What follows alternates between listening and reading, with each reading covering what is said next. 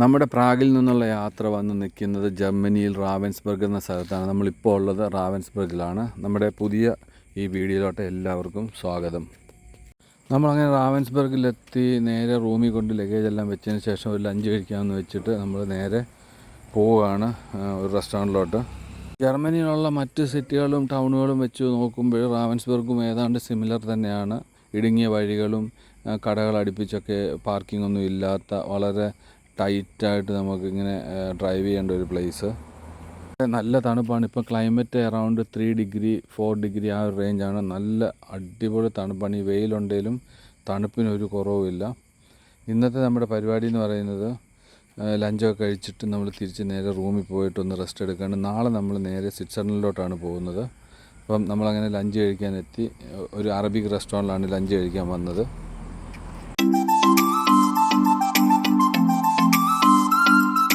അങ്ങനെ രാവിലെ നമ്മൾ ഇവിടുന്ന് ഒന്ന് നേരെ റാവൻസ്ബർഗിൽ നിന്ന് നമ്മൾ നേരെ പോവുകയാണ്. മീഴ്സ്ബർഗ് വഴി നമ്മൾ സുറിക് ആണ് നമ്മുടെ ലക്ഷ്യം ഇന്നത്തെ. നമ്മളിപ്പോൾ പോകുന്ന സ്ഥലത്തിൻ്റെ പേര് സേലം എന്നുള്ളൊരു സ്ഥലമാണ്. നമ്മുടെ നാട്ടിലൊക്കെ കേട്ടിട്ടുള്ള, തമിഴ്നാട്ടിൽ കേട്ടിട്ടുള്ള ഒരു സ്ഥലം പോലെ സേലം. ജർമ്മനിയിലും ഉണ്ടൊരു സേലം. ഈ കാണുന്നതൊക്കെ ആപ്പിൾ തോട്ടങ്ങളും അതുപോലെ തന്നെ മുന്തിരി ഫാമുകളും ഒക്കെ ഉള്ള ഒരു ഏരിയയിൽ കൂടെയാണ് നമ്മളിപ്പോൾ പോകുന്നത്. ശരിക്കും കഴിഞ്ഞാൽ ഇപ്പോൾ ഇല പൊഴിഞ്ഞ് നിൽക്കുന്ന ഒരു കാലാവസ്ഥ ആയതുകൊണ്ട് നമുക്ക് കാണാൻ അത്ര ഒരു ഗ്രീനറി ലുക്ക് നമുക്ക് കിട്ടില്ല ഇപ്പോൾ യൂറോപ്പിൽ.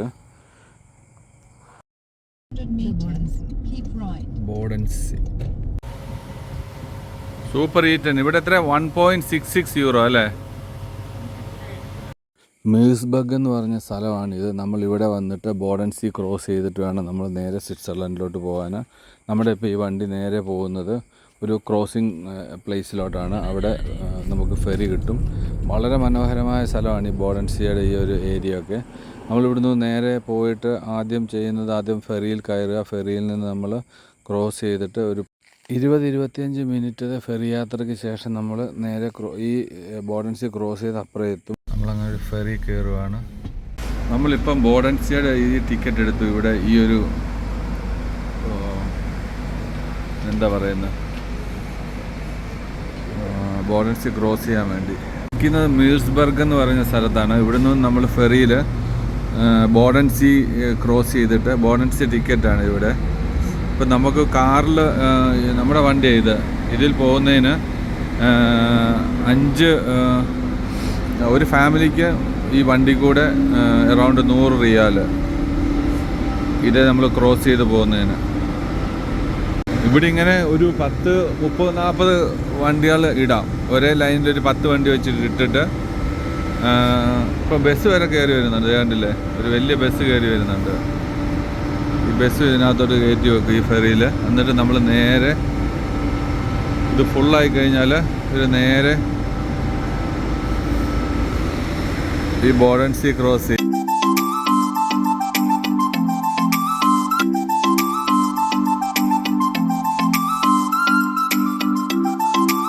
നമ്മുടെ ചക്കുൻ്റെ കൂട്ടുകാരാണ്, അവരുമാണ് നമ്മുടെ കൂടെ സ്വിറ്റ്സർലൻഡിന് വരാൻ.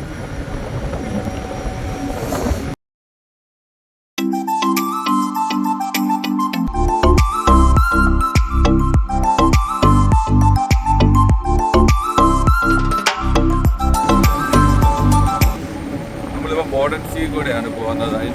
അതിൻ്റെ ഫെറിയിലാണ്. ആ ഓപ്പോസിറ്റ് കാണുന്ന ആ സ്ഥലം ഉണ്ടല്ലോ, അത് വന്നിട്ട് സ്വിറ്റ്സർലൻഡാണ്.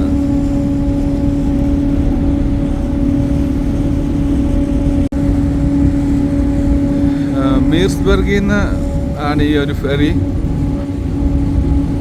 ഇത് വന്നിട്ട് ഫ്രഷ് വാട്ടറാണ്. ഭയങ്കര തണുപ്പെന്ന് പറഞ്ഞാൽ ഇപ്പോൾ ഇവിടുത്തെ കാലാവസ്ഥ എന്ന് പറയുന്നത് 2 ഡിഗ്രിയാണ്. ഭയങ്കര തണുപ്പ്, ഒരു രക്ഷയില്ലാത്ത തണുപ്പും അതുപോലെ കാറ്റുമാണ്. ഇവിടെ നിൽക്കാൻ പറ്റുന്നില്ല, വിറയ്ക്കുക. നമ്മൾ ഈ ഒരു വണ്ടി ഒരു ഫാമിലി പോകുന്നതിന് 100 റിയാലിൻ്റെ ടിക്കറ്റ് ഇവിടെ എടുത്തു. അതിനുശേഷം നമ്മൾ നേരെ ക്രോസ് ചെയ്ത് മീഴ്സ്ബർഗ് ക്രോസ് ചെയ്യും.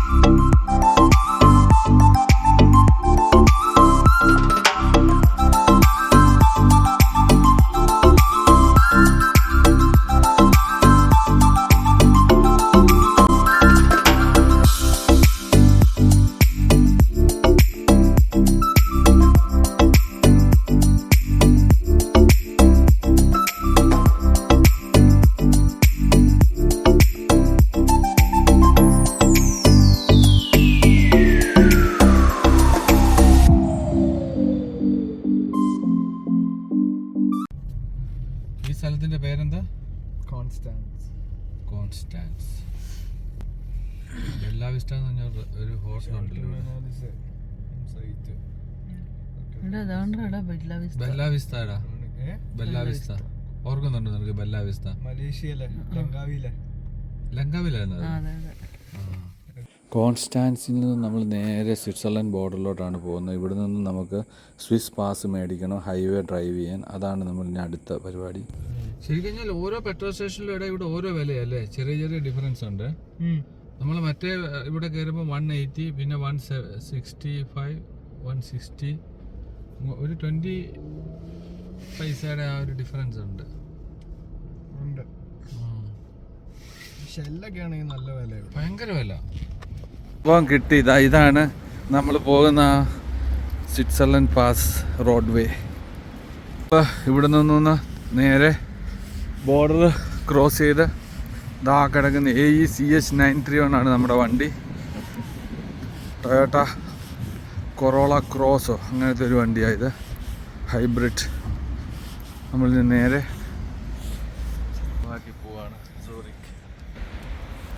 നമ്മളങ്ങനെ ജർമ്മൻ സ്വിറ്റ്സർലൻഡ് ബോർഡറിൽ നിന്ന് നമ്മൾ മോട്ടോർ വേയുടെ ആ ഒരു ടോളൊക്കെ എടുത്ത് അതെല്ലാം സെറ്റാക്കി നമ്മൾ നേരെ ഇപ്പോൾ ഹൈവേ കൂടെ പോയിക്കൊണ്ടിരിക്കുകയാണ്. ഏതാണ്ട് 120 കിലോമീറ്ററാണ് ഇവിടുത്തെ സ്പീഡ് ലിമിറ്റ്.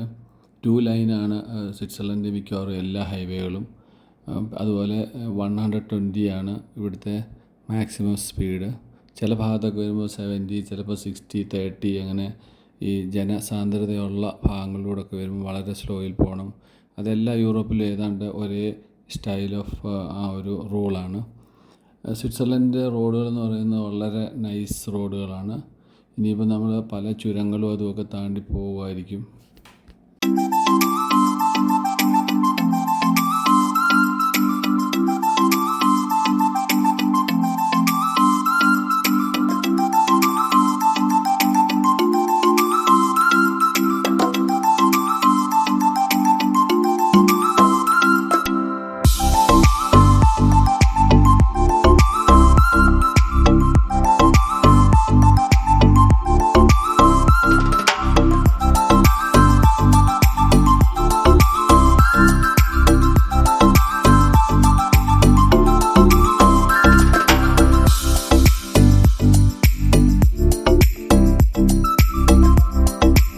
നമ്മൾ സ്വിറ്റ്സർലൻഡ് ഹൈവേ കയറി. പണ്ടൊന്നും ഈ സ്വിറ്റ്സർലൻഡിൽ നമ്മൾ ഡ്രൈവ് ചെയ്യുമ്പോൾ നമുക്ക് കാര്യമായിട്ട് സ്പീഡ് ക്യാമറാസ് ഒന്നും കാണാൻ പറ്റില്ലായിരുന്നു. പക്ഷേ ഇപ്പം സ്വിറ്റ്സർലൻഡിൻ്റെ മിക്കവാറും എല്ലാ റോഡുകളിലും സ്പീഡ് ക്യാമറാസ് വന്നു.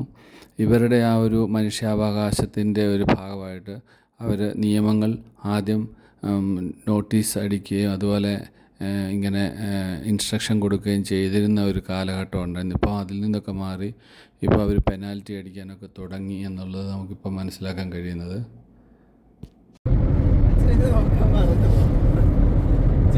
നിന്നോട് നോക്കാൻ പറഞ്ഞു, ഞാൻ നോക്കുന്നില്ല.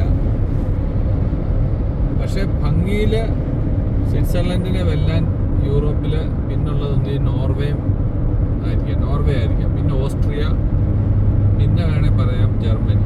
പറയാമല്ല ജർമ്മനിയാവില്ല.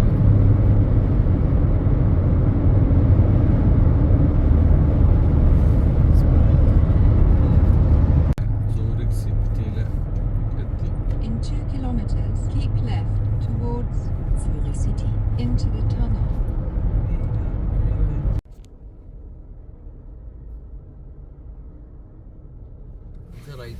റൈറ്റ്. നമ്മൾ സൂറിക്കിൽ നിൽക്കുന്ന ഫർഷ്യൂലാണ് പറയുന്നത്, ഫർഷ്യൂല്.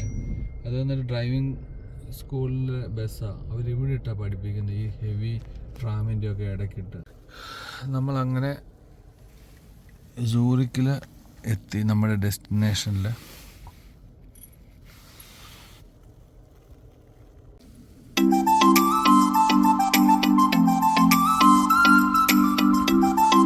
അങ്ങനെ 2 hour ഡ്രൈവിന് ശേഷം ഞങ്ങൾ സൂറിക്കിലെത്തി. ഇവിടാണ് നമ്മൾ സൂറിക്കിൽ സ്റ്റേ ചെയ്യുന്ന നമ്മുടെ ഹോം.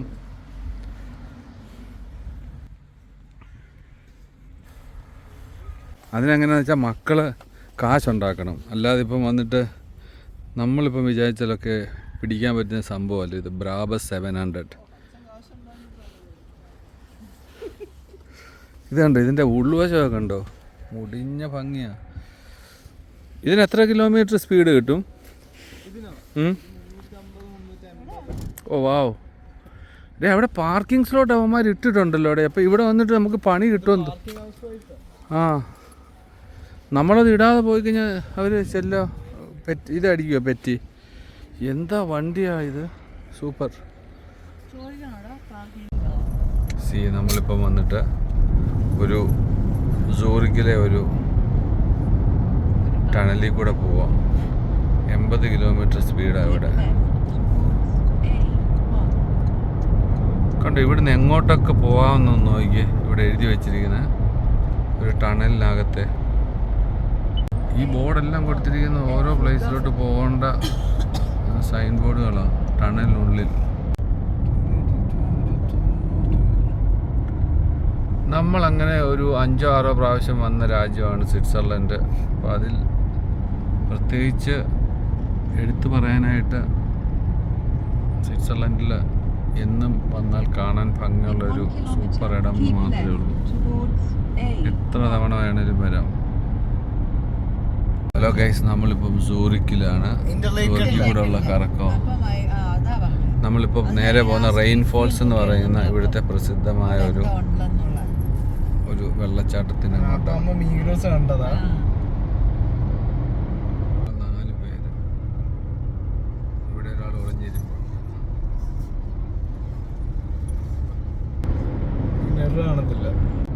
ഇവിടുത്തെ ഐക്യ ഡ്രൈവ് ചെയ്യാൻ അറിയുന്നതിന് ഇവിടെ തിയറി ടെസ്റ്റ് എടുത്തപ്പോഴത്തേക്ക് 1 മാർക്കും ഡ്രൈവ് ചെയ്യാൻ അറിയാത്ത വ്യക്തിക്ക് 40 മാർക്കും. ഒന്ന് ആലോചിച്ച് നോക്കിയേ യൂറോപ്പിലെ ഒരവസ്ഥ.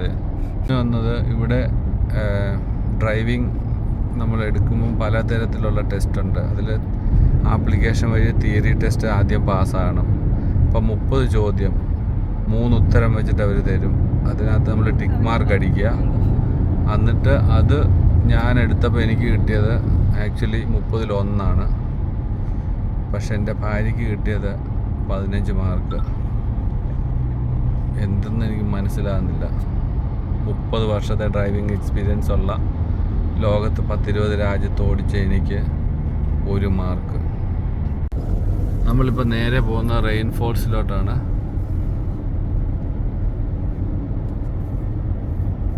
സൂറിക്കിൽ നിന്ന് 15 കിലോമീറ്ററോ 18 കിലോമീറ്ററോ എന്തോ ദൂരം.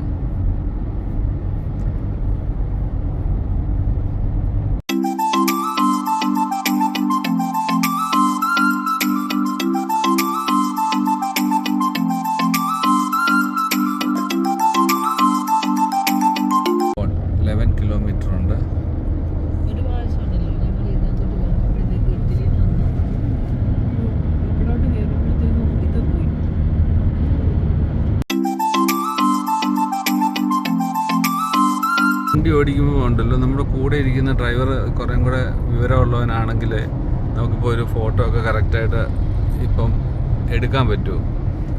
ഒരു വളവിൽ നല്ലൊരു സീനറി വരുമ്പോഴത്തേക്ക് 100 വിട്ട് കളയും. അപ്പം പിന്നെ ആ ഒരു സീനറി പോയല്ലോ. അപ്പം എൻ്റെ മകനാണ് ഓടിക്കുന്നത്. അപ്പം അതുകൊണ്ട് ഒന്നും തോന്നരുത്. അവിടെ നല്ലൊരു ലുക്ക്, നല്ല കാണാൻ ഭംഗിയുള്ളൊരു ഭാഗം ഉണ്ടായിരുന്നു. അതങ്ങനെ പോയി.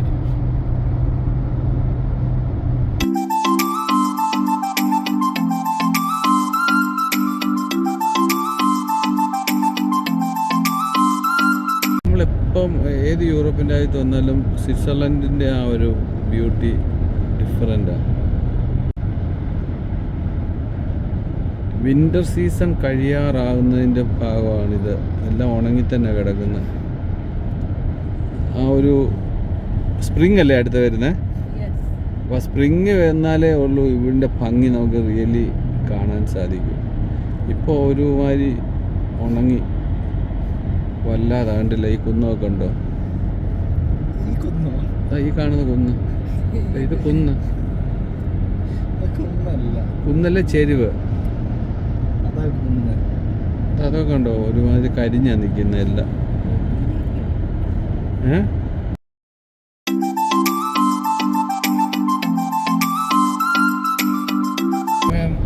ഇപ്പോൾ 2 മണി. ഇഷ്ടംപോലെ കുതിരലായമുണ്ടല്ലോ. നമ്മുടെ ഇക്വസ്ട്രിയൻ ക്ലബ് അങ്ങനെയുള്ള സംഭവങ്ങൾ ഇവിടെ ഇഷ്ടം പോലെ ഉണ്ട്. ഇവിടുത്തെ ക്ലൈമറ്റിക് വെച്ചിട്ട് കുതിരയ്ക്ക് പറ്റിയ ക്ലൈമറ്റാണ്, തണുപ്പ്. നമ്മളിപ്പോൾ എത്തിയിരിക്കുന്നത് റൈൻഫോൾ എന്ന് പറഞ്ഞ സ്ഥലത്താണ്.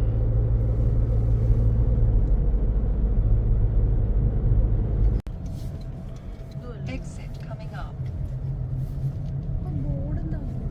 Proceed on the current road. Straight അങ്ങനെ നേരെയായിരുന്നു. അല്ല, ഇവിടുത്തെ ലോക്കൽസിൻ്റെ ഒക്കെ വീടുകളായത്.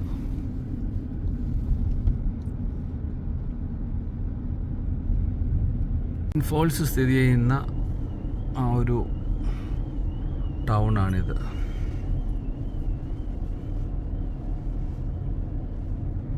ടൂറിസ്റ്റ് പ്ലേസ് ആണ്.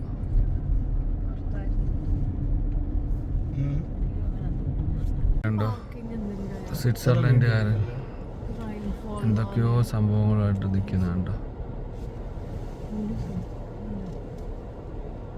ഇവിടെ പോലീസ് സ്റ്റോപ്പ് ചെയ്ത് നിർത്തിയിരിക്കുക. ചില്ലാണ്. നല്ല വൈബുള്ള സ്ഥലങ്ങളാണ് ഇതൊക്കെ. നമ്മളിങ്ങനെ അവിടെ എഴുതിക്കണ്ട റെയിൻ ഫോൾസ് ഇംബിസ് പിസ ഇതുണ്ടോ, പിന്നെ യിങ്സ് Thai food rainfall. Right turn coming up, then heading slightly left to the roundabout. Take third exit.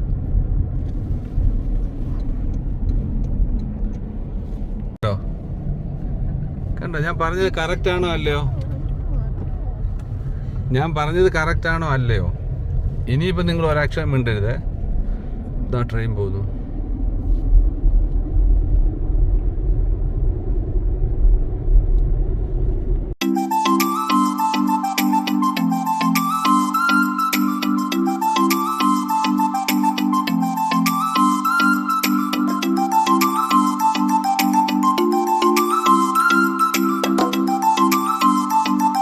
ഇവിടെ എത്തി. 1 മണിക്കൂറിന് സ്വിസ് ഫ്രാങ്ക് 5. വളരെ ചിലവ് കുറഞ്ഞ ബിഗ് ബസ്സിനാണല്ലോ 5. ഒരു സ്റ്റുണ്ടേക്ക് 5. വൈത്തറ സ്റ്റുണ്ടേക്ക് 2. ഇന്ത്യക്കാരെ കാണുന്ന റെയിൻ ഫോൾസ്. ഇതാണ് സ്വിറ്റ്സർലൻഡിലെ റെയിൻ ഫോൾ.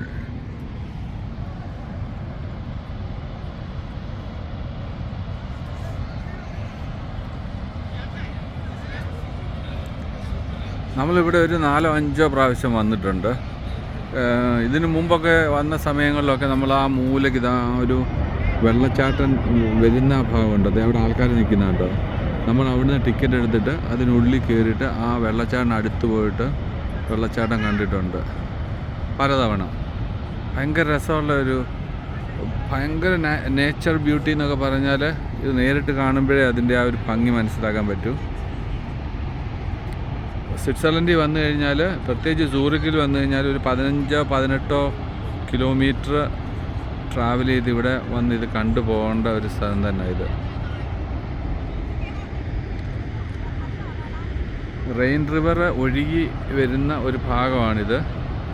അതിൽ നിന്ന് രൂപപ്പെട്ട് വന്നിരിക്കുന്ന ഒരു വെള്ളച്ചാട്ടം.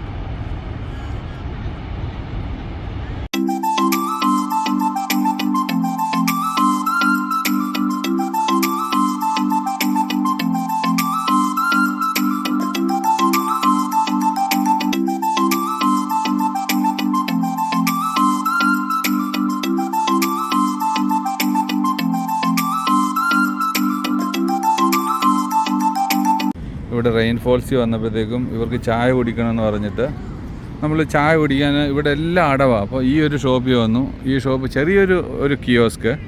അവിടെ ഈ ഒരു ചായക്ക് 5 യൂറോയാണ് അവർ മേടിച്ചത്. 5 ഫ്രാങ്ക്.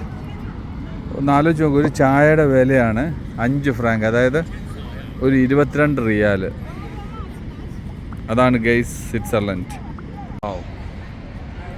ഈ സീനറിയൊക്കെ നമുക്ക് സ്പെഷ്യലി കാണാൻ പറ്റുന്ന ഒരു പ്ലേസ് എന്ന് പറഞ്ഞാൽ റെയിൻ ഫോൾസ് തന്നെയാണ്.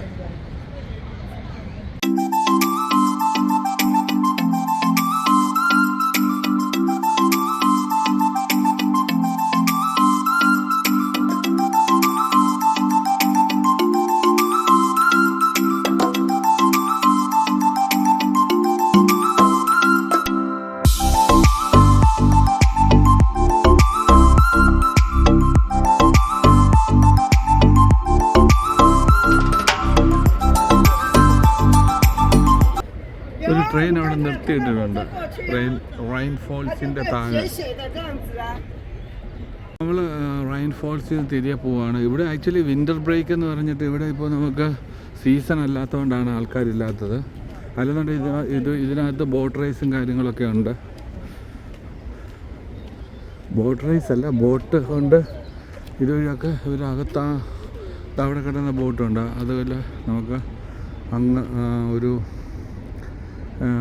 വാട്ടർഫോൾസിൻ്റെ അടുത്ത് വരെ പോകാം. By rain false. ഓ അവിടെ പേ ചെയ്യണം. ഇല്ല അവിടെ പേ ചെയ്യാൻ പറ്റില്ല. അവിടെ ഒരു ഇതുണ്ട്, റിവേഴ്സ് എടുക്കണേ.